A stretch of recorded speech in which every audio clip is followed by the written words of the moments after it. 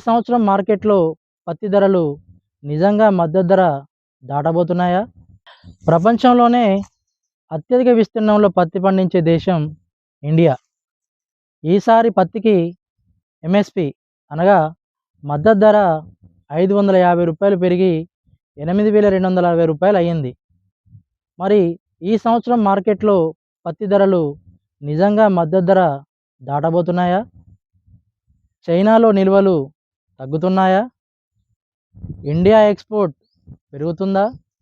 లేదా యుద్ధాలు, global economy వల్ల ధరలు పడిపోతాయా? ఈ వీడియోలో ప్రపంచ పత్తి మార్కెట్ మొత్తం డీప్గా విశ్లేషించి రైతుకు నిజంగా ఉపయోగపడే అంచనా చెప్పబోతున్నాను. వీడియోను లైక్ చేసి చివరి వరకు చూసే ప్రయత్నం చేయండి. రైతన్నలందరికీ నమస్కారం. నేను మహేందర్ ఫ్రమ్ రాయల్ ఫర్టిలైజర్స్. మొదట ఒక విషయం క్లియర్గా అర్థం చేసుకోవాలి. ప్రభుత్వం ఎంఎస్పి పెంచిందంటే అది కేవలం రైతుకు గిఫ్ట్ కాదు. దేశంలో పత్తి ఉత్పత్తి తగ్గిపోతుందనే భయం కూడా ఉంది.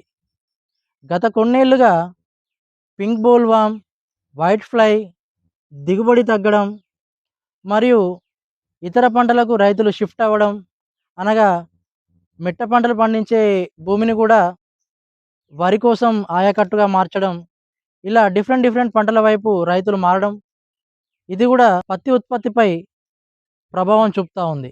అందుకే ప్రభుత్వం ఇప్పుడు mission for cotton productivity, Kapas Kranti అనే పేరుతో 2026 నుండి 2031 వరకు కాటన్ ప్రొడక్టివిటీ పెంచాలని, ఫైబర్ ఇంప్రూవ్మెంట్ కోసం, టెక్స్టైల్ కాంపిటేటివ్నెస్ అభివృద్ధి కోసం ఖర్చు చేయాలని 5,659 కోట్లు కేటాయించింది. అంటే ప్రభుత్వం చెప్పే సిగ్నల్ ఏంటంటే రాబోయే సంవత్సరాల్లో పత్తికి డిమాండ్ ఉండబోతుంది అని.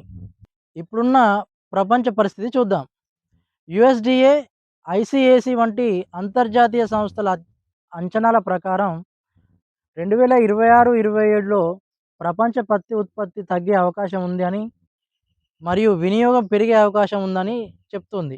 అంటే సప్లై తగ్గి డిమాండ్ పెరుగుతుంది. సప్లై తగ్గి డిమాండ్ పెరిగితే ధరలు బలంగా ఉండే అవకాశం ఉంటుంది. మరో ముఖ్య విషయం ఏంటంటే చైనా మరియు ఇండియా వాటి రెగ్యులర్ వాడకం వల్ల ప్రస్తుత స్టాక్స్ తగ్గుతున్నాయని రిపోర్ట్లు చెప్తున్నాయి. అంటే చైనా వద్ద అపరిమిత నిల్వలు ఉన్నాయనే పరిస్థితి ఇప్పుడు లేదు. మరియు ఇటీవల జరిగిన యుద్ధ ప్రభావంతో చైనా ఇండియా నుండి ఎక్కువ కాటన్ యాన్స్ కొనడం ప్రారంభించింది. ఇప్పుడు అసలు ప్రశ్న, 2026-27లో పత్తి ధరలు ఎలా ఉండొచ్చు? 2 సెనారియోస్లో చర్చిద్దాం. సెనారియో 1, ఎక్స్పోర్ట్ బలంగా ఉంటే చైనా కొనుగోళ్లు కొనసాగి బంగ్లాదేశ్, వియత్నాం నుండి డిమాండ్ పెరిగితే, గ్లోబల్ ఉత్పత్తి తగ్గితే ఇండియాలో పత్తి ధరలు ఎంఎస్పి కంటే ప్రీమియం ధర లభించే అవకాశం కలదు. సెనారియో 2, యుద్ధాలు కొనసాగితే. ఇది 2 విధాలుగా ప్రభావం చూపుతుంది. దీంట్లో పాజిటివ్ సైడ్, నెగిటివ్ సైడ్ 2 ఉంటాయి. పాజిటివ్ సైడ్ చూస్తే షిప్పింగ్ సమస్యలు వస్తే ఇండియా దగ్గరలో ఉన్న దేశాలు ఇండియా నుంచి కొనుగోలు చేస్తాయి. సో రేటు పెరిగే అవకాశం ఉంది.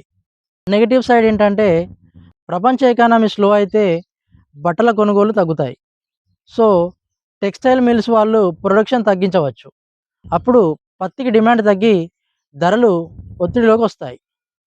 ఒత్తిడిలోకి రావడం అంటే దేశీయ మిల్లులు స్లో అయ్యి ఎక్స్పోర్ట్స్ తగ్గి ఉత్పత్తి పెరిగితే మార్కెట్ ఎంఎస్పి దగ్గరికి రావచ్చు. మొత్తంగా చూసుకుంటే ప్రపంచ ఉత్పత్తి తగ్గే అవకాశాలు ఉన్నాయి.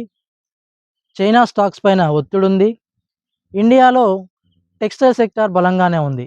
సో పత్తి ధరలు ఎంఎస్పి కంటే ప్రీమియంగా ఉండే అవకాశం ఉంది. కానీ గ్లోబల్ యుద్ధాలు జరిగి ఎకానమీ స్లోడౌన్ అయితే, ఎక్స్పోర్ట్ సమస్యలు వస్తే ఇవి మార్కెట్ని కిందికి లాగొచ్చు.